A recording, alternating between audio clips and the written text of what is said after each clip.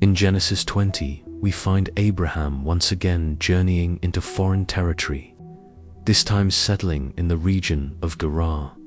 Despite all that God had done in his life, Abraham fell back into an old pattern. He told the people of Gerar that Sarah was his sister, not his wife. He feared for his life, thinking that someone might kill him to take her, given her beauty, even in her old age. King Abimelech, believing Sarah to be unmarried, took her into his household. But God, ever watchful over his promises and his people, intervened. He appeared to Abimelech in a dream, warning him that he was on the verge of sin and declaring Sarah to be a married woman. Startled and afraid, Abimelech pleaded his innocence, insisting that he had acted with integrity, unaware of the truth. God acknowledged this and withheld him from sinning. Still, the message was firm. Return Sarah to Abraham, for he is a prophet, and Abraham will pray for you so you may live. Abimelech confronted Abraham, asking why he would deceive him and bring potential destruction upon his people. Abraham admitted his fear and confessed his half-truth, that Sarah was his half-sister. Still, it was deception, and it had consequences. Yet, instead of punishment, Abimelech chose restoration. He gave Sarah back, offered Abraham sheep, cattle, servants, and silver, and welcomed him to settle in the land.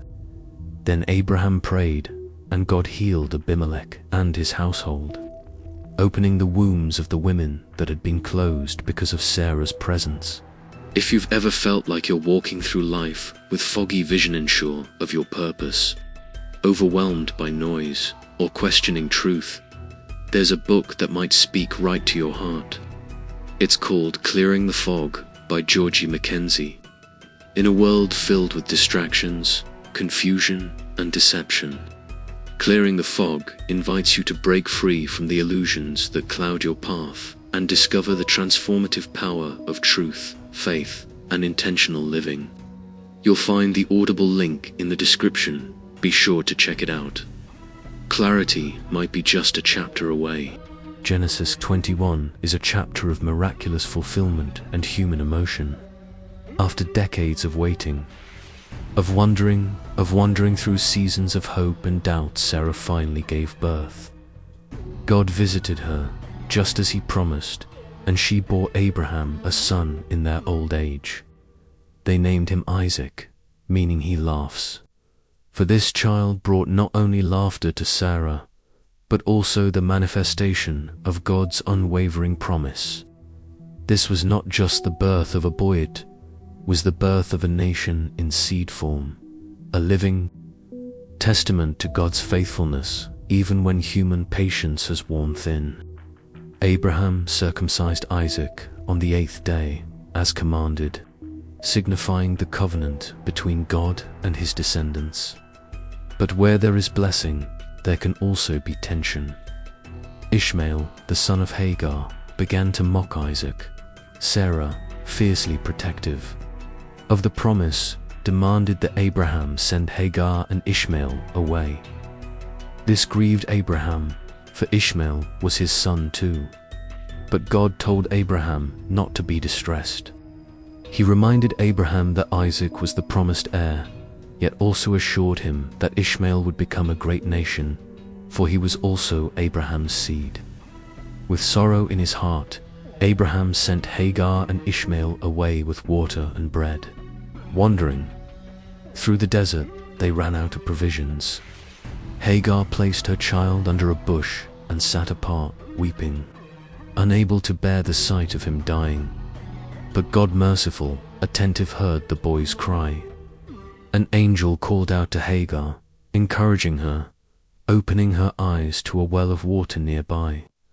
She gave the boy water, and he lived. Ishmael grew in the wilderness and became an archer, and God was with him. This chapter ends with a covenant of peace between Abraham and Abimelech at a place Abraham called Beersheba. There, Abraham planted a tamarisk tree and called on the everlasting God, dwelling in the land of the Philistines as a sojourner with a heart full of trust. Heavenly Father, thank you for being faithful even when we falter. Teach us to trust you when fear tries to lead us astray. Help us believe in your promises, even when they seem delayed or impossible. You are the God who brings life from barrenness and peace from brokenness. May we walk in confidence, knowing your plans are perfect and your timing is always right. In Jesus' name, Amen. If this message touched your heart and brought new light to God's Word, we invite you to be part of this journey of faith. Like this video to let us know it blessed you, and don't forget to subscribe for more powerful Bible stories and teachings that inspire, heal, and draw you closer to God. Tap the bell icon so you never miss a moment of truth, hope, and divine encouragement. Together, let's grow in faith, one chapter at a time.